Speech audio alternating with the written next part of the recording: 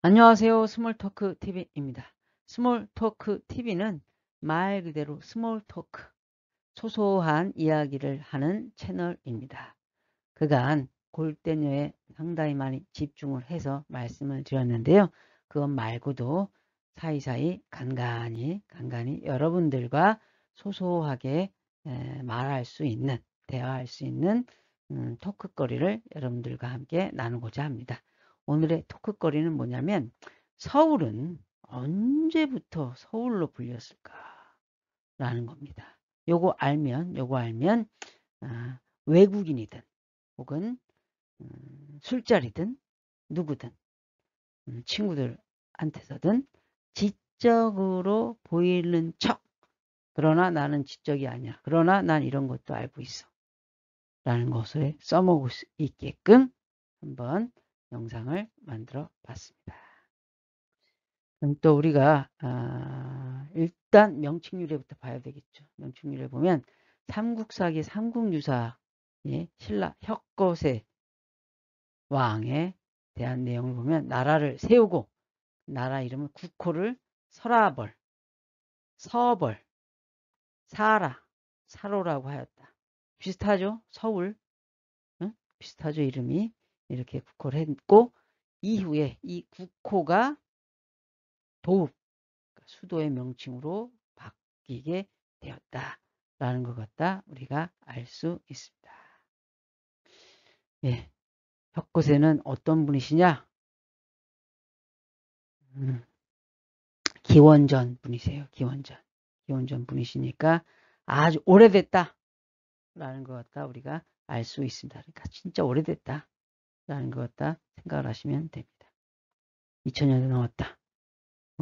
위례성, 한성, 한산주, 한주, 양주, 남경, 한양부 이렇게 쭉 명칭이 바뀌기도 하고 같이 불리기도 하고 그랬다라고 합니다.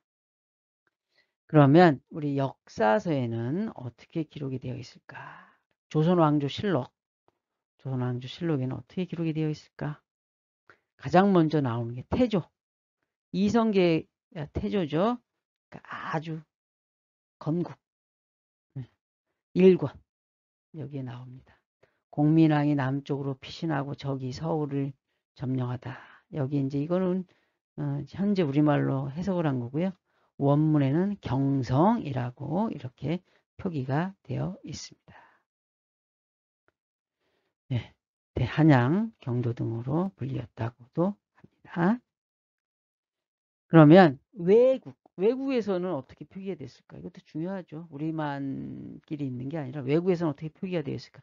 여러분들 이름 들어보셨죠? 하멜 표류기. 1668년에 나온 책이에요. 책입니다. 암스텔담에서 나온 책이에요. 이게.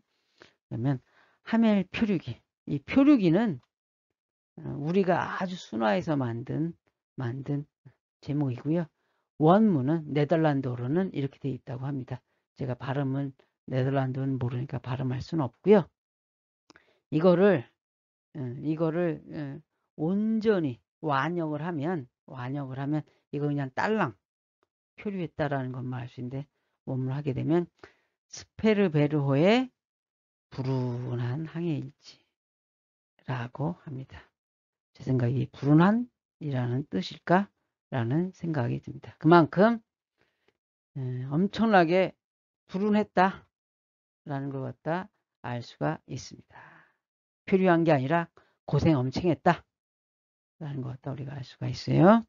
그러면 하멜 표류기에 대해서 자세히 알아보면 1668년에 발간된 책이에요. 책. 1653년 효종 때 네덜란드의 동인도 회사 소속 선박 성원원이었던 핸드릭 하멜이라는 사람이 스페르베르호를 타고 일본 나카사키로 가던 중에 난파가 돼서 제주도로 갑니다. 켈파르트 섬에 표류하게 돼요. 제주도를 켈파르트라고 표현을 했다고 합니다. 이들이. 그래서 조선에서 무려 13년 18일간을 억류되었다가 일본으로 탈출을 해서 네덜란드로 귀국을 하게 됩니다. 그래서 이 억류된 기간 13년 18일 동안 나 임금 달라. 여기서 나 이 고생을 했다. 하면서 임금을 요구하기 위해서 동인도 회사로부터 청구하기 위해서 제출한 보고서입니다. 이것이 바로 하멜 표류기라고 합니다. 이게 이 당시에 억류 기간 13년 18일이면 적은 기간이 아니죠. 절대 강산이 한 번 하고 30% 이상이 바뀌었으니까. 17세기 조선 이 당시 있었던 일을 상세하게 기록한 유럽 최초의 서적이다. 최초의 유럽 서적이다. 1668년 암스테르담에서 발간된 책이다. 라는 걸 갖다 우리가 알 수 있습니다. 그래서 이 책에 1668년에 발간된 책을 서울이라고 표기가 되어 있다고 합니다. 서울 같죠? 표기가 우리가 네덜란드어는 모르지만 어쨌든 발음상으로 얼핏 봤었을 때 서울이라고 이렇게 표기를 했구나 라고 듣는 그대로 이 사람이 쓴 거니까. 그리고 조선을 이렇게 보면 여러분들 조선국이라는 느낌이 좀 오죠. 그리고 부산도 느낌이 오죠. 그리고 전주, 공주 다 하멜 표류기에 이렇게 표기가 되어 있다라는 거예요. 그리고 제주도 켈파르트 섬, 켈파르트라고 표기가 되어 있죠.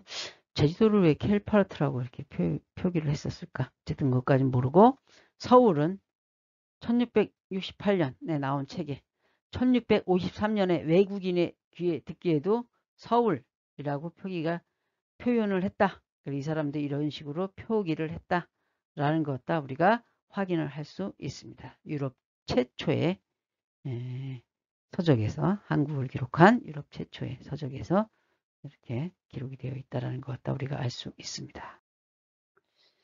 예, 이 글은 이 하멜 표류기에 대한 글은 상상력을 발휘를 해서 이렇게 만화로도 나오고 드라마로도 나왔다고 합니다. 이분이 하멜 역할을 한 것 같아요. 이런 글이 있었는데 저는 못 봤어요. 네.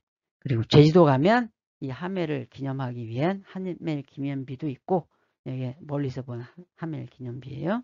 그리고 하멜이 타고 왔던 그 배, 안 팔던 그 배, 또 이렇게 구현을 해 놓았습니다. 네, 여기 보면 독립신문 창간호 1896년 4월 7일 독립신문 창간호에 또 서울이라고 표기가 되어 있습니다. 조선 서울이라고 표기가 되어 있죠. 조선 서울 건양 원년. 이게 그냥 독립신문 이 오른쪽에서 왼쪽으로 이렇게 읽는 거예요. 지금 읽는 거하고 반대 방향입니다. 되어 있고요. 그리고 독립신문이 영문으로도 나왔죠. 영문으로도 나왔죠. 거기도 보면 서울이라고 표기가 되어 있습니다. 서울, 코리아 이렇게 표기가 되어 있습니다. 그러니까 그만큼 서울이라는 이름은 아주 오래됐다라는 것 다 우리가 확인할 수 있습니다. 해방 직후에 서울은 서울이라고 불리기도 하고 경성, 한성 이렇게 혼재로 불리다가 해방 1년 후에 서울특별자유시가 됐고 그리고 그로부터 3년 후에는 서울특별시로 이렇게 바뀌었다고 합니다. 그리고 아주 위기가 있었는데 1955년 당시 이승만 대통령 부하들이 서울을 이승만 대통령의 호인 우남으로 바꾸려고 했다고 합니다. 큰일 날 뻔했어요. 그런데 그게 바뀌지는 못했다고 얘기를 합니다. 또 하나의 팁, 충무로 여러분들 다 아시죠? 충무로는 도대체 왜 충무로일까? 그 지역이 어떤 지역이었냐면 구한말 일본인들이 많이 살던 지역이라고 합니다. 그래서 그 지역을 이들이 떠나고 난 다음에 충무공 이순신의 이름을 따가지고 충무 이름을 붙여서 충무로라고 이름을 붙였습니다. 그러면 을지로는 왜 을지로일까요? 구한말에 이쪽 지역엔 중국인들이 많이 살았다고 합니다. 충무로 지역은 일본인이, 을지로 지역에는 중국인들이 많이 살던 지역이라 을지문덕 장군, 중국 많이 뚝갑했던 을지문덕 장군 이름을 따서 을지로라고 이름을 명명했다고 합니다. 예, 제가 준비한 영상은 여기까지입니다. 앞으로도 꼭 골대녀 말고도 여러분들과 이렇게 소소하게 이야기할 수 있는 이야기거리를 여러분들께 제공을 해보고자 합니다. 그러면 오늘은 여기까지 끝!